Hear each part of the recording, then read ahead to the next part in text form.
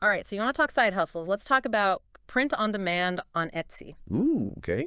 Yeah, so many people are turning, their creative energy into some extra cash. And this is a really cool way to do it. You sent over this YouTube video, Right. and it's this whole strategy for launching an Etsy store Right. with print on demand products. And what really caught my eye was this shop owner. They've made over 17,000 sales using Wow. this method. That's impressive. It really speaks to like the power of print on demand when you think about it. Yeah. For those who maybe aren't familiar, you don't have to handle any inventory yourself. Yeah. So you create a design, list on a platform like Etsy, Okay. and then when an order is placed, a third party swoops in. Oh, wow. They take care of everything. Really? Printing the packaging, Yeah. shipping it directly to the customer. So no more like late nights in the basement packing boxes. Yeah, exactly. That's awesome. I like that. One thing I thought was cool about the video was they broke it down into steps. And they start with this platform called Gelato. Yeah. Have you heard of this? Yeah, I have. It's a pretty popular choice for print on demand. Okay. They've got a good range of products, which is really nice. Okay. And they also have a really smooth integration with Etsy, Oh, nice. which is really, I think, what makes it so appealing to a lot of sellers Gotcha. because it streamlines that whole process. Yeah, it's all connected. Exactly. So they use Gelato, which is cool, but then they take it a step further. They bring in ChatGPT to help come up with design ideas. Oh, interesting. Yeah. And for the example, they're focusing on Halloween designs. Okay, yeah, that makes sense. Right. Tapping into those like trending niches, especially something like Halloween, it's got that seasonal appeal. It can be really effective, Yeah, especially for a new store trying to kind of get, visibility. totally. And they don't even stop at just using ChatGPT for design ideas. They actually use it to help with the Etsy product descriptions and tags, which I thought was fascinating. Yeah. And that's I think the real beauty of these AI tools like ChatGPT. Yeah. They can really kind of level the playing field for entrepreneurs, Right. who might not have that extensive SEO background or copywriting experience, right? Totally. Like you could, for example, put in keywords related to Halloween and t-shirts. Okay. It'll give you a whole list of terms to use in your titles, your descriptions, Wow. which can really help your products rank higher in those Etsy search results. So smart. Exactly. You attract way more potential buyers that way. Instead of just like hoping it gets seen, you're using it to kind of rig the system in your favor in a way. Yeah. Yeah. You're strategically optimizing. Okay. It's not, I like it. I like it. There's one thing, though, that I thought was interesting, but I was also wondering about the, practicalities of it, and that was the recommendation to offer free shipping on all orders. oh, yeah. Yeah. What are your thoughts on that? So free shipping, I mean, huge incentive Right. for shoppers, especially online. Totally. But you bring up a really good point. Like, to make it work financially, Mm-hmm. you got to be smart about it. Right. You really have to consider your pricing and your profit margins. Right. You can't just eat the cost. Right. It's not about absorbing the shipping cost. It's more about strategically incorporating it. Okay. So for example, let's say you're selling t-shirts Mm-hmm. and your base cost is $5 Okay. and shipping is another $3. Okay. Instead of pricing it at $8 and then having a separate shipping fee, maybe you list it at $10.99 Okay. Yeah. with free shipping. Right. Right.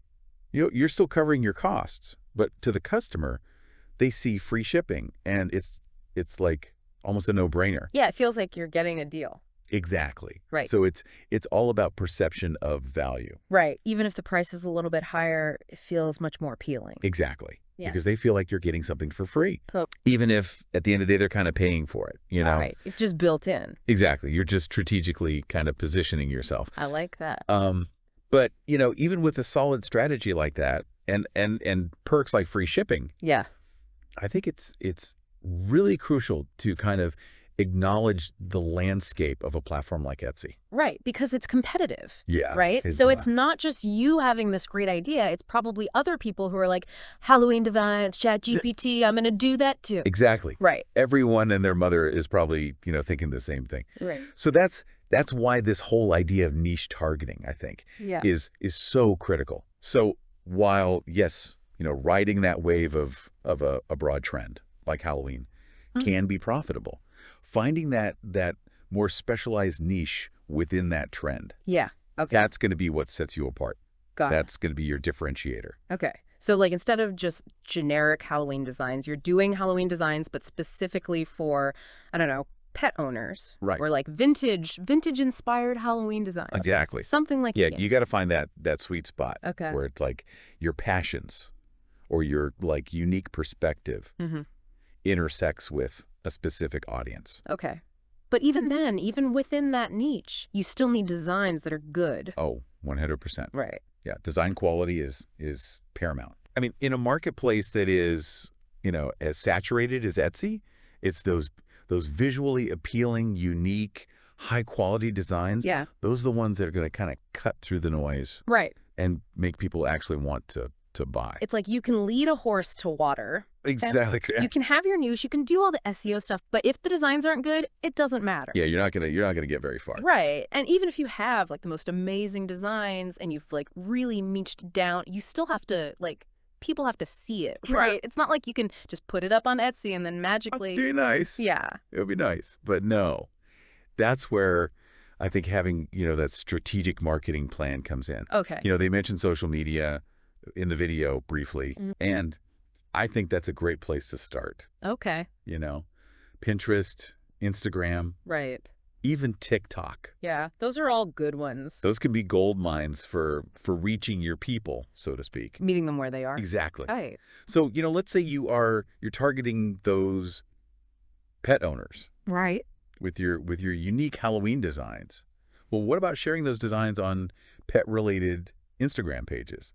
Oh, that's smart. Or even running some targeted ads to that demographic. Yeah, that makes a lot of sense. So it sounds like having a marketing strategy is almost as crucial as having a good product. 100%. Yeah, right. I mean, you gotta think about that whole picture. Okay. But there's one more thing. Okay. One more crucial element we haven't talked about. Okay. And that's sustainability. Okay, so we're not talking about like eco-friendly ink or recycled packaging. I mean, those are definitely important considerations. Okay. But I'm talking more about like the sustainability of your business model. Okay. The world of print on demand. Yeah. Much like, I guess, the trends that it caters to is it's constantly evolving. Right. So you're saying you can't just like have your Halloween designs and then be good forever. I wish. Yeah. That would be amazing. But unfortunately, no. Right. You need to be constantly adapting, generating those fresh designs, staying ahead of the curve. So it's like you're surfing. You gotta like constantly adjust to catch the wave. 100%. And what's really cool about that is, I think, it keeps things exciting. It lets you tap into those new trends. Oh, for sure. Maybe even like discover hidden niches that don't even exist yet. Yeah, you're on the cutting edge. Exactly. Right. Well, for our listeners out there who are maybe thinking about jumping into this world, Etsy, print on demand, what would you say are like the key takeaways? All right. So first and foremost, while this model is, relatively accessible to kind of get started with, Right. it takes work. Yeah. Success requires more than just uploading designs. Right. It's not passive income. No, not really. Yeah. It's about, taking these amazing tools that are out there, Mm-hmm. like Gelato, ChatGPT, and using them strategically. Okay. Yeah. And combining that with your own creativity and strategy and some good old-fashioned hustle, Right. Using your brain. Yeah, exactly. Don't just assume the AI is going to do everything. It can definitely help, Okay. but it's not a magic bullet. Got it. Find your niche. Yes. Use your skills. That's the thing. Be creative. And have fun with it. Okay, there you go. Enjoy the process. This was awesome. This was such a good deep dive. We learned about AI tools, the competitive landscape, marketing strategies, staying ahead of the trends. This is great. It's a lot to think about. It is a lot to think about, but it's exciting stuff. It is. And, maybe this sparked an idea for you. Maybe you're out there and you've got some kind of creative energy. You have a passion. You have a skill. This could be your way to, share it with the world. Until next time, happy hustling.